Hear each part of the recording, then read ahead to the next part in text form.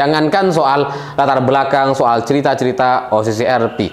Yang tidak terjadi sekalipun mereka buat ceritanya, karang ceritanya, untuk kemudian dipercaya sama para pemujanya.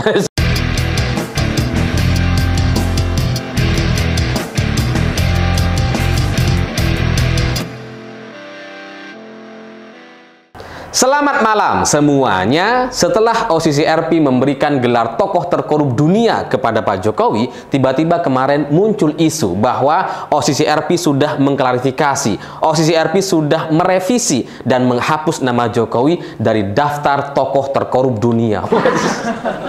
Dan bahkan ternyata ada link beritanya, ada capture-nya, disebar kemana-mana, dan saya kemudian di-mention di berbagai platform sosial media dan mengatakan, tuh lihat tuh, OCCRP sudah minta maaf, sudah klarifikasi, terjadi kesalahan dan seterusnya. Ya karena kalau kita baca dari judul beritanya saja, itu nampak nggak logis, nggak masuk akal gitu. Karena sekali rilis biasanya ya nggak akan direvisi. Dan lagian OCCRP ini nggak ada di Indonesia. Iya kalau ada di Indonesia gitu ya. Dan setelah berita ini muncul di Tribun News dan di inilah.com, saya kemudian jadi penasaran, masa sih? Masa sih dihapus gitu ya? Dan ternyata setelah saya buka di web resmi OCCRP, ternyata ya masih ada di situ. Masih ada nama Pak Jokowi dan tidak pernah ada catatan penghapusan atau histori penghapusan.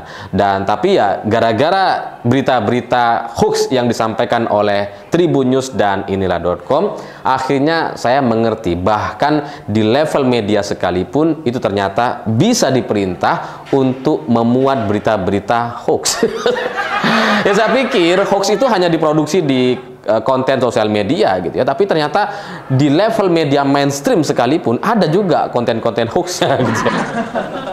Ya hoax semacam ini sebenarnya adalah sebuah standar atau SOP dari kelompok para buzzer gitu ya, untuk kemudian memberikan pembelaan kepada Pak Jokowi. Dan itu biasa saja sebenarnya ketika Pak Jokowi masih berkuasa, tapi setelah tidak berkuasa ternyata SOP itu masih terus dilaksanakan gitu.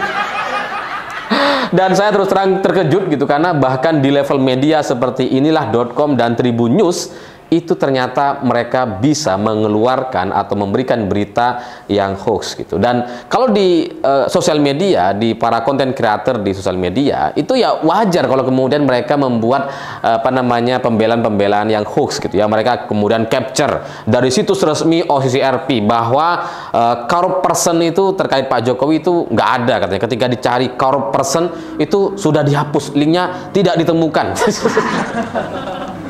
Ya sebenarnya itu bukan karena tidak ditemukan atau bukan karena dihapus, tapi ya mereka salah pakai kata kunci gitu. Mereka salah menggunakan kata kunci untuk mencari di searching engine-nya web OCCRP. Jadinya maka kemudian nggak kebaca. Karena biasanya kalau kita punya website dan kemudian ada search kontennya sendiri, itu biasanya memang hanya terfokus kepada satu kata saja. Jadi kalau mau cari, fokus kepada satu kata. Misalkan kalau corrupt saja, person saja gitu. Jangan kemudian disatukan. Memang tidak semua website kemudian bisa menggabungkan dua atau bahkan tiga kata. Dan biasanya kalau kita mencari satu kata kunci di website, itu biasanya terfokus kepada judulnya, bukan isi beritanya. Memang tidak semua, sekali lagi tidak semua website bisa melakukan itu atau memberikan fitur-fitur yang semacam itu. Sehingga kalau di sosial media ini kemudian disebarkan seolah-olah ini sudah dihapus dari website resmi OCCRP, itu karena mungkin mereka pura-pura bodoh atau mereka sejatinya tahu ada celah seperti ini dan kemudian mereka coba untuk membuat kebohongan yang berharap bisa diterima oleh para pendukung Jokowi. Ya karena hoax semacam ini tuh receh sekali dan itu memang disengaja untuk dibuat oleh orang yang mengerti. Mereka tahu betul kalau mereka search dengan kata kunci corrupt dan person seperti itu nggak akan muncul beritanya gitu. Tapi kalau coba diganti kata kuncinya Jokowi, pasti ada itu, atau Joko gitu, pasti ada gitu. Ya, tapi karena para pemuja Jokowi ini memang adalah orang-orang yang tidak mau mendapatkan suatu kebenaran dan memang mereka menunggu berita-berita klarifikasi atau berita-berita yang fantastis semacam ini, maka kemudian mereka menjadi percaya. Dan meskipun ini dibuat dengan sedemikian rupa atau hoax atau kebohongan yang sangat-sangat lucu atau receh, tapi ya mereka percaya betul. Wah, ternyata sudah dihapus, sudah direvisi. Dikira OCCRP itu kayak media di Indonesia gitu ya, yang bisa ditekan sama redaksinya terus kemudian menghapus link beritanya.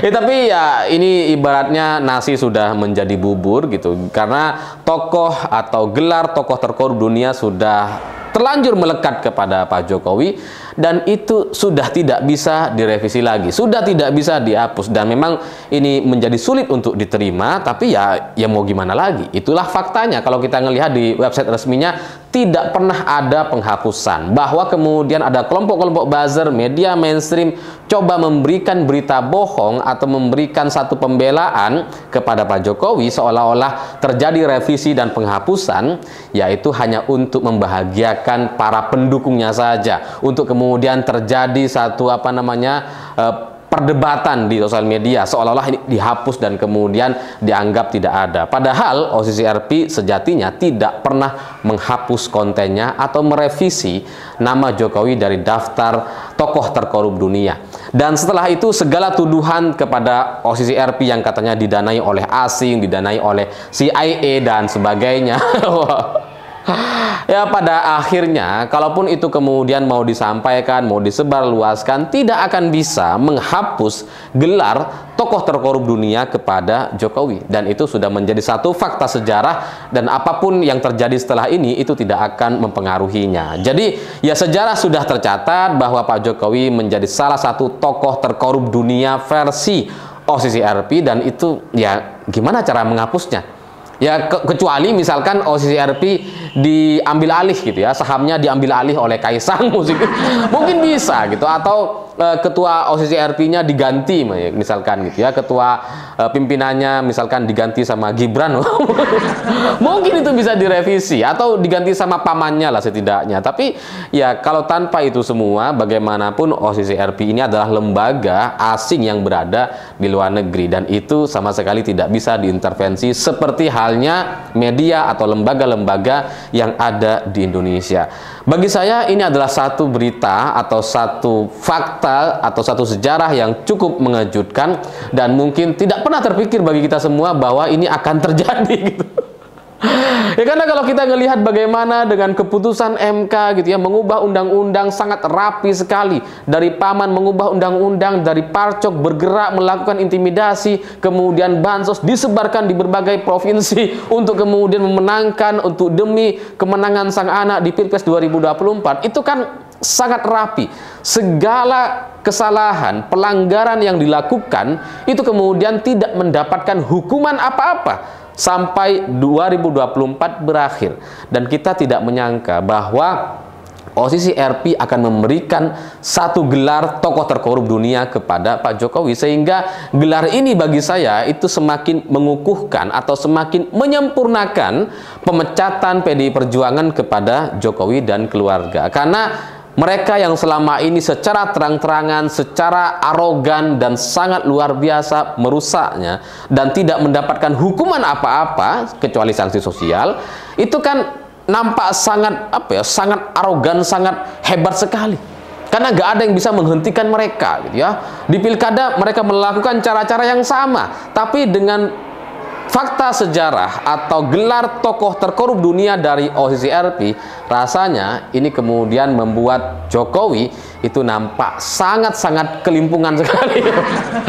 Ya karena jarang-jarang loh ya, jarang-jarang Pak Jokowi memberikan satu respon atau memberikan jawaban kepada satu isu yang biasanya itu bisa cepat berlalu. Jarang-jarang Pak Jokowi itu sangat agresif sekali memberikan komentar. Baru di kasus atau di gelar tokoh terkorup dunia yang diberikan oleh OCCRP ini, itu kemudian membuat Pak Jokowi nampak sangat kerepotan sekali. Dikit-dikit komentar, dikit-dikit memberikan pernyataan, dikit-dikit ngundang wartawan.